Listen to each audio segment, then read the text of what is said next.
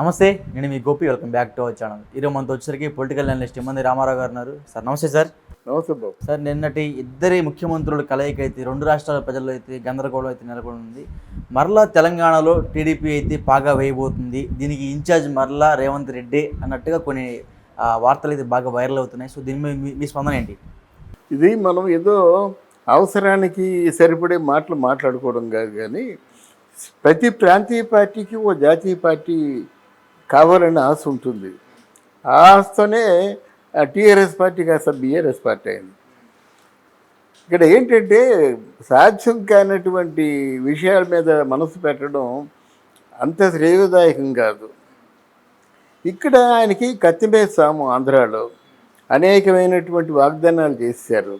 ప్రజలందరూ ఆశతో ఎదురు చూస్తున్నారు. మీరు వాగ్దానాలు చేసిన తర్వాత ఏవైనా కొంచెం తప్పుకున్నారా అంటే తప్పుకోలేదు. యాజ్ ఇట్ ఈజ్గా 1వ తారీఖునికి పెన్షన్లు ఇచ్చేశారు, మీరు చెప్పినట్టుగా చేశారు. అంటే వాళ్ళకి మీరు పునాది వేశారన్నమాట. వీళ్ళు చెప్తే తప్పకుండా చేస్తారని. మరి మీరు వేసిన పునాదిని మీరే చెరిపేసుకుంటారా? పునాది దీనికి ఒక మంచి అందమైన బిల్డింగ్ కడదాం అనుకున్నారు, పునాదులు వేశారు, బాగానే ఉంది. మరి గోడలు కట్టాలి, ఎంత స్లాబులు వేయాలి, ఎన్ని ఉన్నాయి కదా.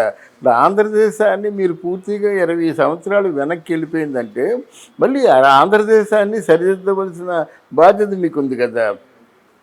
పోనీ ఎవరిలాగో పవన్ కళ్యాణ్ లాగో జగన్ లాగో అనుభవం లేదండి, పాపం మంచివాడేను అనుకోవడానికి వీల్లేదు కదా. మీకున్న అనుభవం భారతదేశంలో ఇప్పుడు ఎవరికీ లేదని ఒప్పుకుంటారు కనుక ఆయన అవన్నీ వదిలేసి ఇక్కడ తెలంగాణలో తెలుగుదేశం మీద అంటే ఇక్కడ పాగా వేద్దాం అనుకుంటే మన పవన్ కళ్యాణ్ కూడా పాగా వేశారు అనుకున్నాడు.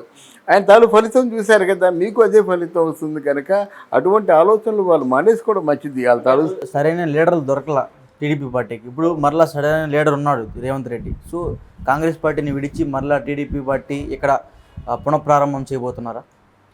ఇప్పుడు టీడీపీ పార్టీకి రాదండి. ఎందుకంటే తెలంగాణ ప్రజలు కూడా చాలా సెంటిమెంట్తో కూడుకున్న వాళ్ళమాట. పరాయి వాడు వచ్చి మనల్ని పరిపాలిస్తే వీళ్ళు సహించరండి. తెలంగాణ ప్రజలు బాగా నలిగిపోయారన్నమాట, బాగా రుద్దేశారు పట్టుకొని. తెలంగాణ అంటే మన ఆంధ్రాలో ఎవడో జెండా పట్టుకున్నోడే రాజకీయాలు మాట్లాడతాడు. తెలంగాణలో కూలికి వెళ్తున్నోళ్ళు, కూలి పని చేస్తున్నోళ్ళు కూడా రాజకీయాలు మాట్లాడతారు. అంటే వాళ్ళు నరాన కూడా జీర్ణించిపోయింది ఆ ప్రాంతీయవాదం. దాన్ని చంద్రబాబు కాదు కదా, రేవంత్ కాదు కదా, ఎవరు కూడా చేయలేరు అన్నమాట. అదే జాతీయ పార్టీ కనుక బీజేపీలో చేరే అవకాశం రేవంత్కి ఉండొచ్చు. ఉత్తరోత్తర ముందు దాన్ని ఆహ్వానిస్తారు. ఈ ప్రాంతీయ పార్టీ అయినా తెలుగుదేశాన్ని ఆహ్వానించరు. అందువలన అది నా అనుభవంతో చెప్తున్నాను, అది జరగదు. అంటే మీరు చెప్పేది ఎలా ఉందంటే చంద్రబాబు గారు నిన్న వచ్చి రేవంత్ రెడ్డిని కలిసి బీజేపీ పార్టీలోకి వెళ్ళండి అనే ప్రపోజల్ అవసరం లేదు. ఆయనకే ఉండొచ్చు కదా. ఆయనకు ఉండబట్టి చంద్రబాబుని కలవకముందే పెద్దన్న అని చెప్పాడు కదా, మోడీ కూడా చిన్నన్న అని చెప్పాడు కదా. ఈ ప్రశ్న మీరు ఎలాగేస్తారు? చంద్రబాబుని కలవకముందే బీజేపీ పార్టీ వెళ్ళి ఆ వేది మీద ఉండి పెద్దన్న అన్నాడు, ఆయన చిన్నన్న అన్నాడు, ఇద్దరు కావడించుకున్నారు. మొన్న కూడా ఒకసారి కలుసుకున్నారు. బడ్జెట్కి ముందు వెళ్ళి చెప్పవలసిన విషయాలు చెప్పారు కదా, అప్పుడు కావడించుకున్నారు. తప్పే ఉంది. వాళ్ళకి రాజకీయ వ్యూహాలు ఉండవా? ఈయన 14 సంవత్సరాలు రాజకీయాల్లో ఉన్నాడు కదా. అలాగే ముఖ్యంగా అతి ముఖ్యమైన శిష్యుడు అనిపించుకున్నాడు కదా కేసీఆర్ తర్వాత. అసలు కేసీఆర్ను చంద్రబాబు నాయుడు తోడు దొంగలు అనేవారు ఆ రోజుల్లో. అంటే అంత బాగా తయారు చేశాడు కేసీఆర్ని. తర్వాత నమ్మింది రేవంత్ రెడ్డే కదా. ఆ విషయం అందరికీ తెలుసు. చంద్రబాబు నాయుడు రేవంత్ రెడ్డి ఎంతగా నమ్మాడో, ఎలా నమ్మాడో అందరికీ తెలుసు. మళ్ళీ కొత్తగా దాని గురించి మళ్ళీ ఇది లాగవలసిన అవసరం లేదు. కానీ అంతే. ఇప్పుడు రాజకీయ నాయకుడిగా రేవంత్ రెడ్డికి ఉన్న వ్యూహాలు తనకు ఉంటాయి.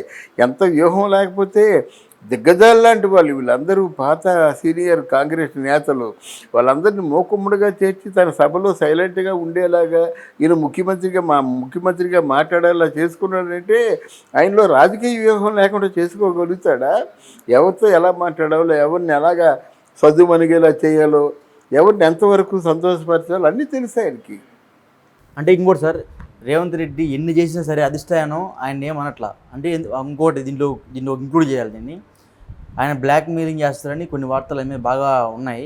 సో బ్లాక్ మెయిలింగ్ కూడా సెంట్రల్లో రాహుల్ గాంధీని చేస్తున్నాడా? బ్లాక్ మెయిల్ కాదండి. అక్కడ బ్లాక్ మెయిలింగ్ అంటే అందరికీ అలవాటు అయిపోయింది. బ్లాక్ మెయిలింగ్ కాదు. ఇప్పుడు నేను మీ పేరు చెప్పుకొని నేను ఒక 50,000 కోట్లు దండుకున్నానండి, మీ పేరు చెప్పుకొని. ప్రభుత్వ అంటే ప్రజల ఆస్తిని నేను 50,000 కోట్లు దండుకున్నానండి. అందులో 25,000 రూపాయలు ప్రభుత్వానికి ఇవ్వడానికి వచ్చే నష్టం ఏంటి?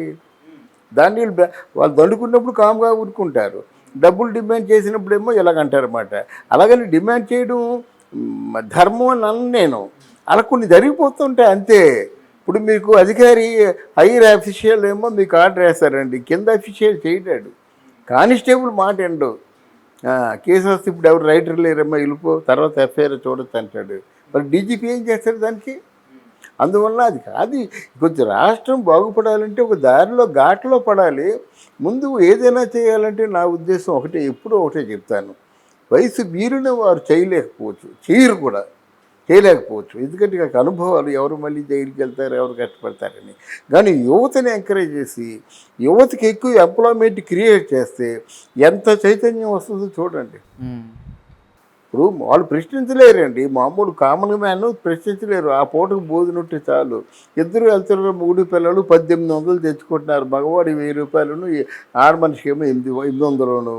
1800 రూపాయలు 900 తీసి పక్కన పెట్టేస్తున్నారు. 900 ఫ్యామిలీ ప్యాక్ తెచ్చుకుంటున్నారు బిర్యానీ, మిగతా అంతా కళ్ళు ఇది తెచ్చుకుంటారు. రాజా కంటే బాగా ఉన్నారన్నమాట వాళ్ళు. వాళ్ళకి అంతే కావాలి. ప్రభుత్వాన్ని ప్రశ్నించవలసిన అవసరం లేదు. ఎవడు ప్రభుత్వాన్ని ప్రశ్నించి గల్లా పడుకొని అడగాలంటే యువత ఎప్పుడు అడగలరు? నీరసంగా ఉంటే అడగలేరు, పుష్టిగా ఉంటే అడగగలరు. ఆ రోజు చంద్రబాబు నాయుడిని జైల్లో పెట్టినప్పుడు వాళ్ళు పుష్టిగా ఉన్నారు కాబట్టి అమెరికా నుంచి అన్ని ధర్నాలు చేశారు. అర్థమైందా? సమాజం మారాలంటే యువత చైతన్యవంతం కావాలి. యువత నిర్వీర్యంగా ఉంటే జెండా పట్టుకుంటాడా? అక్కడ అన్యాయం జరిగిందిరా బాబు ప్రశ్నించే ఓపిక కావాలి కదా. ఇంట్లో ఉద్యోగం లేదని తల్లిదండ్రులు తినేస్తుంటారు, ఓ పక్క పెళ్ళి అయితే పిల్లలు తినేస్తుంటారు. వాడు ఇల్లు ఎలా ప్రశ్నిస్తారండి? సుభిక్షంగా ఉండాలంటే అందరికీ చేతిలో పని ఉండాలి, ఏదో పని ఉండాలన్నమాట. ముందు యువత కాన్సన్ట్రేషన్ చేయవలసింది వాళ్ళు ఒకరి మీద డిపెండ్ అవ్వకుండా పని కల్పించుకోవడం, పని చేయడం. అంతేగాని ఇప్పుడు అన్నిటికీ ప్రభుత్వం మీద డిపెండు, అమ్మఒడి నాన్నఒడి ఇవన్నీ బాగాలేదు. ఆ భరోసా ఈ భరోసా, నిజంగా మీ చేతిలో 1,00,000 రూపాయలు ఉంటే ఒక భరోసా ఆశిస్తారా? ఇప్పుడు నేను తెల్ల రేషన్ కార్డుకి వెళ్తానా? నేను డ్వాక్రా రుణం కోసం వెళ్తానా? నేను వెళ్తానా? వెళ్ళనండి. ఎందుకంటే పర్వాలేదు, మనకు సరిపోతుంది అనే ఆలోచన ఉంటే ఎవడు వెళ్ళమాట. సెల్ఫ్ సఫిషియెంట్గా యువత ఎదగాలి. మనం యువతని నిర్వీర్యం చేస్తామండి. దానిసేపు రైతులు దళితులు అది ఇది అంటుంటే వాళ్ళు ఒక్కరైనా పేదవాళ్ళు, బీటెక్ చదువుకొని ఎంఏ చదువుకొని ఉద్యోగాలు లేకుండా ఉండేవాళ్ళు వాళ్ళు పేదవాళ్ళు కదండి. తర్వాత ఏమో ఈ రిజర్వేషన్స్ కూడా చంపేస్తున్నాయండి. వాడు అగ్రకులంలో ఉంటాడు, వాడి 98 మార్కులు వస్తాయి, వాడు ఐఐటీలో చేరాలి, దానికి గవర్నమెంట్ సపోర్ట్ ఇవ్వాలి కదా. దానికి అసలు మీకు అన్ని ప్రోటోకాల్స్ అన్నీ అనుసరించవు. నాకు తెలిసిన కుర్రాడు ఉన్నాడు, 98% వచ్చింది, వాడికి అగ్రకులం. ఏం చేస్తాడు? బాగా వాడు చదువు ఇంత కష్టపడి 98 మార్కులు తెచ్చుకున్నవాడిని కూడా చేర్చుకోరు. మా నీట్ ఏదో పాస్ అయినట్టయితే మా మినిమం మార్క్స్ ఉంటే వాడు సీట్ ఇచ్చేస్తారు. భవిష్యత్తులో మీకు ఎక్స్పర్టైజ్ ఎక్కడి నుంచి వస్తుంది?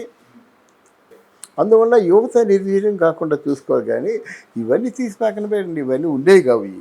ఆ మెయిన్ కాన్సన్ట్రేషన్ చేయవలసింది రైతులు పండిస్తున్నారు కనుక పర్వాలేదు. ఆ విద్యార్థులు వాళ్ళకి ఏంటంటే ఉద్యోగం అయిపోయినట్టే ఏదో విధంగా స్కిల్ డెవలప్మెంటు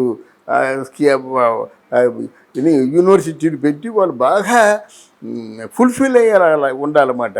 మీకు ఉద్యోగం వస్తే ఇక్కడ ఈ రాష్ట్రంలో వస్తుంది, లేదా అమెరికాలో వస్తుంది. ఏ దేశానికి అప్లై చేసినా మెరిట్ వాళ్ళకి తీసుకుంటారు కదా, వాళ్ళు హైర్ చేస్తారంటారు.